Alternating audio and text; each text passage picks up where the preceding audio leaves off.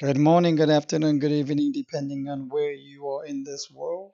This is Hejin Lee on a beautiful Saturday morning with the sun so bright and shining with a morning update for Bitcoin. It has been a very active overnight on the price, moving up.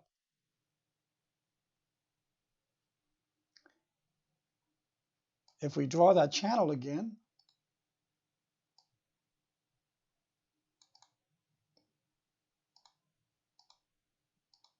price is still moving well within that channel.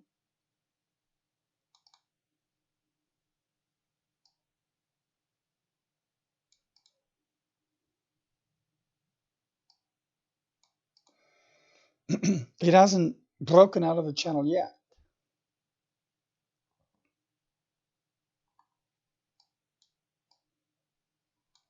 So if we count this, at least from the waves perspective, 1, 2, 3, 4, and 5.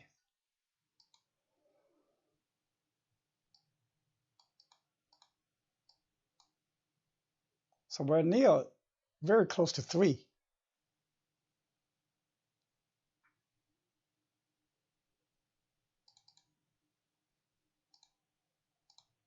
Let's now count the subwaves of 3.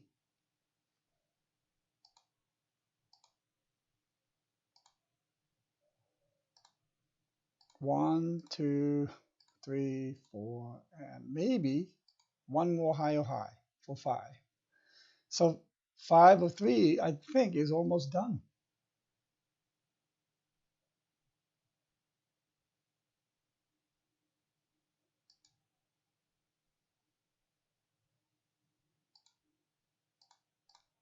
We have 1, 2, 3, 4, 5. I think soon, if not already. But I think soon, once it gets to this line,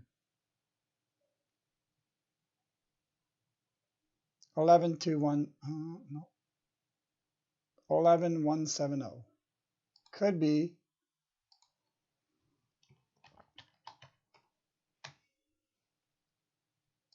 where wave 5 of 3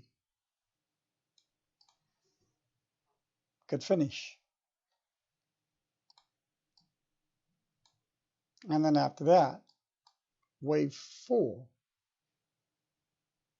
will likely be, well, if you look at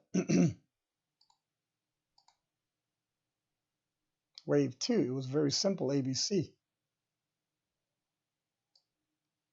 And if wave 2 was very simple, usually wave 4 could be more complex. But I have not observed the rule of alternation between wave 2 and wave 4 as dedicated as the equities stocks.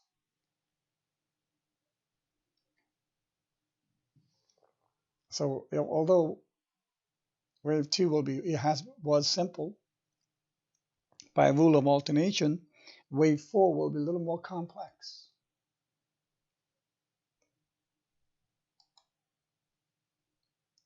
But I'm still going to write A, B, and C. For now, let's just keep it as ABC. Make it simple.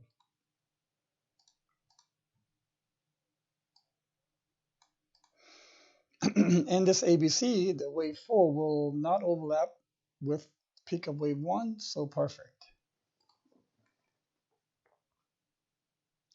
So either I'd give it a 30% chance that we are done with the 5,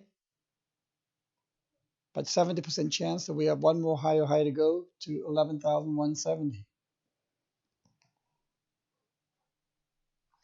And I think that looks great. Like I said, when you can draw a channel and price moves well within the channel, then you very likely have a very nice impulse in motion.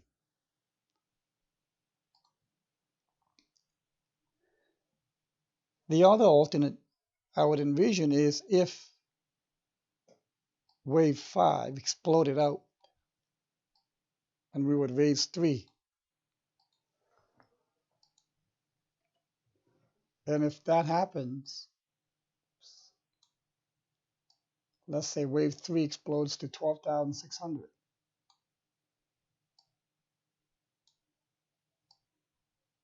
Then everything gets raised.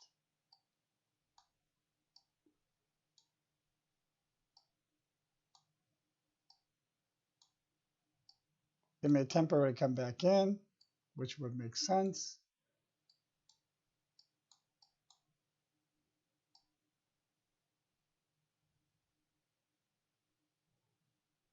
We'll be near 14,000.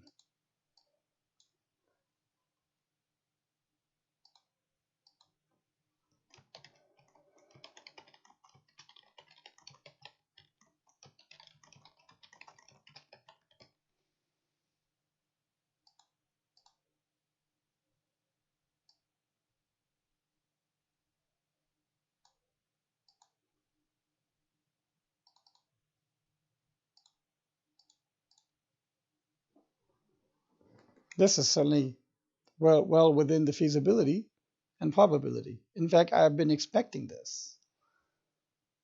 This is not my primary account, it's my first alternate account.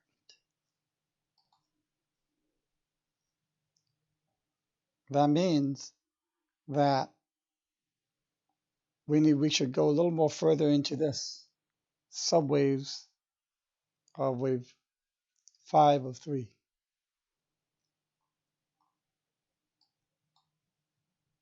Let's go 30 minutes.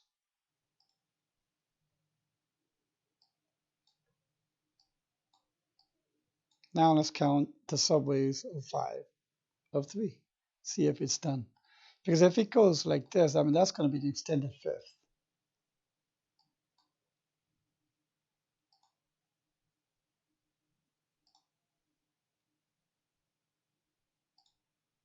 We already have 1, 2, 3, A, B, C, 4, and then I think 5 will end here. And from here, we'll probably go down to the bottom of the channel. Still a very beautiful move. Day traders will want to do some profit taking soon. They should have already.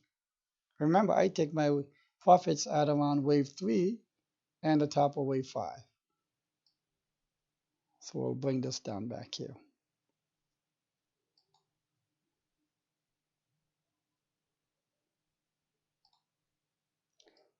So from what I can see, the subwaves of wave 5 of 3, being these white waves,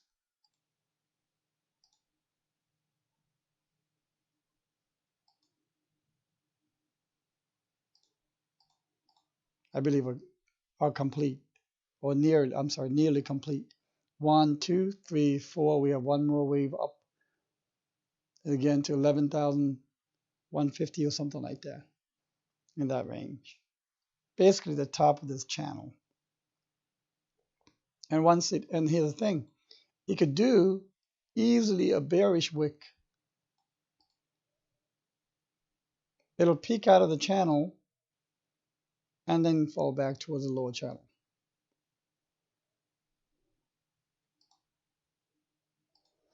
So we call this a bear wick potential. It does not mean we're going to go to new lower lows. No, this bear wick only means that prices will probably be going down to the bottom channel to finish wave 4, which will probably be down here then. But if this break is very decisive, then that becomes a very different story. If it becomes very decisive, what do I mean by that? It goes out, breaches it, and stays out, and doesn't come back in inside a triangle. That's the key. If it comes back inside a triangle, then it's a bearish wick. So that would be good to have into your awareness as well. but looking good so far. I think the breakout is gaining more momentum and steam. You can see near vertical moves coming now. We saw it here on wave one as well. And I think if it stays within the channel, it'll be pretty safe.